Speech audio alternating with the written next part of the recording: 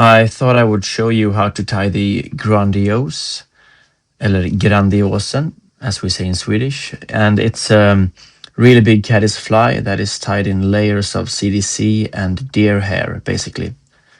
The origin of this pattern I'm unsure of, but the first version of this I saw is by a guy called Christoffer Carlsén, and then my friend Jonas Emanuelsson and I have tweaked it a bit. The purpose of this pattern is to have a fly that you can strip really hard on the surface without it sinking, and it's supposed to be imitating the biggest caddis we have in Sweden, the Phryganea grandis, or just grandis as we call it. It's a big fly up to 30 millimeters in length, and it's quite common in Sweden during the summer. I tie this on an Ahrex Freshwater 571 in size 8, and I use a 50 denier GSP thread. And I start by waxing the thread so I get a good grip onto the hook shank, because the GSP thread is really slippery. You can use a streamer hook for this pattern if you want to, but I've tried several and this hook is perfect for this pattern because it has a long hook shank, a great hook gap, and it's not too heavy. So we start by adding some dubbing to where the hook starts to bend. And I'm using a mix of dubbing that is like Hare and Snowshoe and Kapok, and it's not really important what kind of dubbing you're using. Some kind of buggy dubbing is great, and this is like a gray olive version. Now we're going to tie in 3 CDC feathers. I'm using natural CDC, and we want the length to be about the length of the hook shank. And we tie this in just in front of that dubbing ball. A few loose wraps, and then you can pull the CDC feather by the root end and until you get the right length. You add another CDC feather on the other side, and these are tied in like at an angle, so you get like a roof for the fly. And you finish by adding one more feather on top of those two, right on top of the hook shank. And all these feathers are tied in with the concave side facing outwards, so we get a little volume at the start of this fly.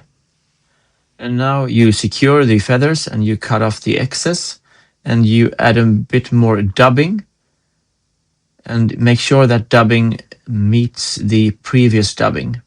And we will add dubbing to every layer of this fly.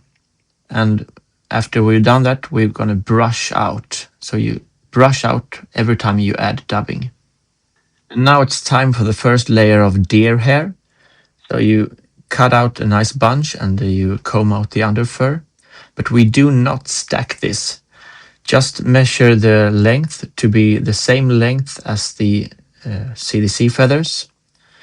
Change your grip and cut off the root ends close to your fingers, and then you put the bunch down on top of the hook shank. You use 2 loose wraps of thread around the bunch, and then you tighten it and secure it by running the thread through the root ends. And this whole bunch, you want it to be on top of the hook shank, so if you get any material like underneath, you can cut that. So we want a clean underside and everything on top of the hook shank. And as you can see, this deer hair flares just like deer hair should. And there's nothing wrong with that, but I want a slimmer profile of this fly, so I wind the thread forward and I use a lighter to hold the bunch down and burn the side. Then hold the bunch down again and burn on top. And then on the other side, hold the bunch down and burn gently. And that way you get a really nice and slim profile. Wind your thread back and run it through the root ends again, because now we're going to cover those in more dubbing. Dub loosely, cover the root ends and make sure they touch the previous dubbing, and then brush it out. Now it's time for the next layer of CDC, and this time we have the concave side facing inwards. So tie it onto the side of the fly and then adjust the length to be slightly shorter than the previous feathers.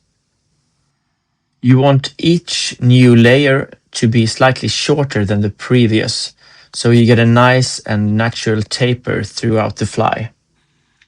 Add another CDC feather to the other side and pull it to the right length.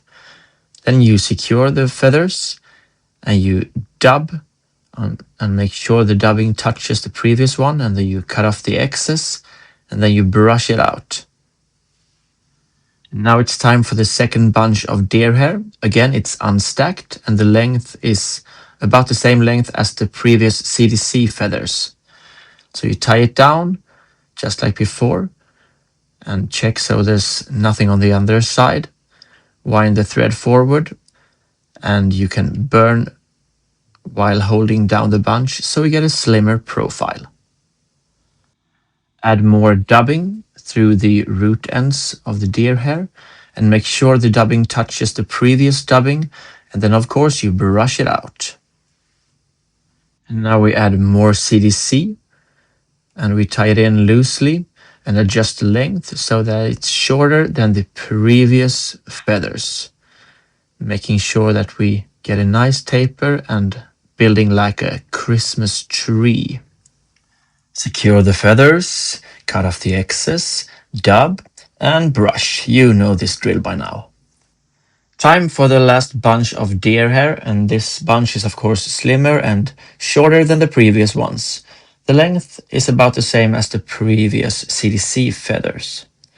And more dubbing, and while we still have a few millimeters left to the hook eye, we can squeeze in one more layer of CDC feathers.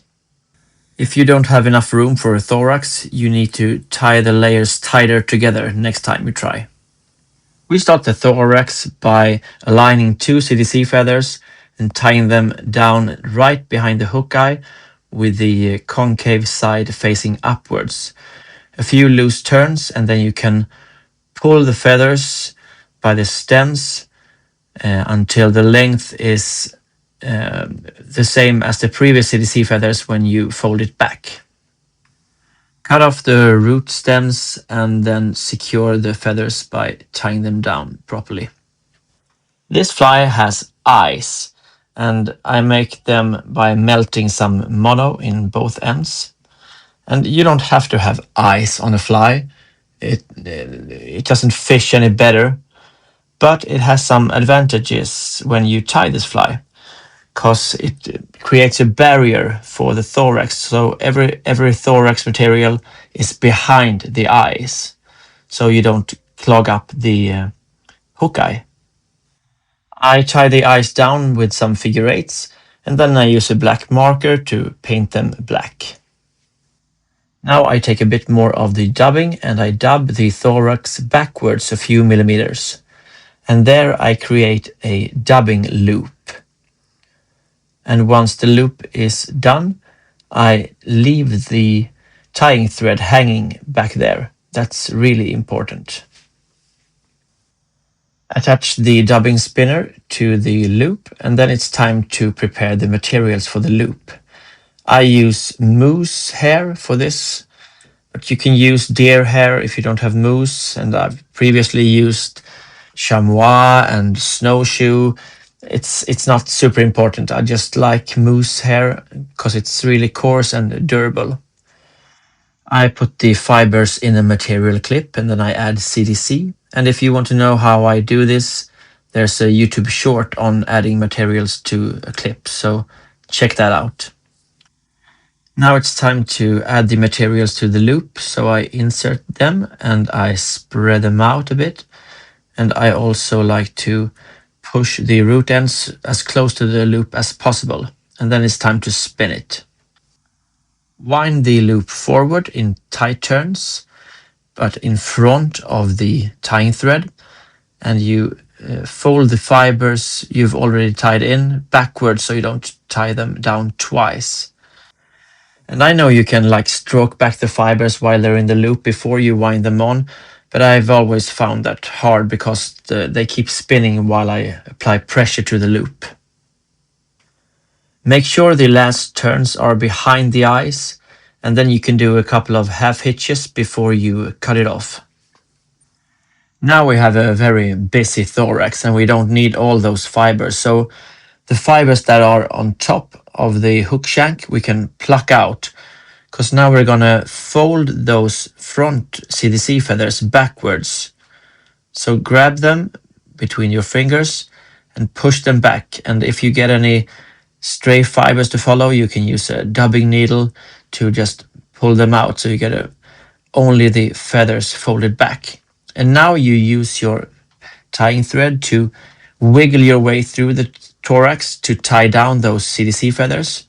But you don't want to trap any fibers, so make sure you wiggle the thread really nicely through all those fibers. You want to make 3 turns, and with each turn you move forward slightly, and the last third turn will be right behind the eyes. Make sure no fibers were trapped, and then you can stroke the fibers back so you can make a couple of half hitches around the hook eye. But don't cut the thread yet. Instead you can cut the excess fibers from underneath and pluck out the fibers you don't want. This last step is very optional, but I like antennas on my caddises, even though they are mostly in the way when tying the fly onto the leader. But I like the look of it, so I use 2 hairs from the moose, and I use them as antennas. Another optional thing is to heat a dubbing needle to shape the thorax fibers for legs.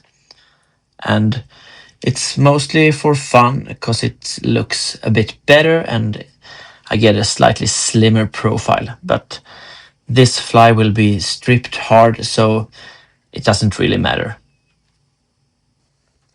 Well, now the fly is done, but you can keep plucking and brushing if you want to. But here you have a really great fishing fly, and I've tried a lot of variants for the grandis, and I always come back to this one because it floats really well. It has a great profile.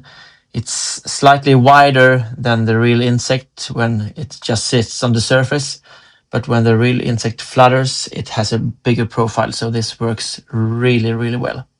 Try it out, and I hope you like it. Thanks for watching.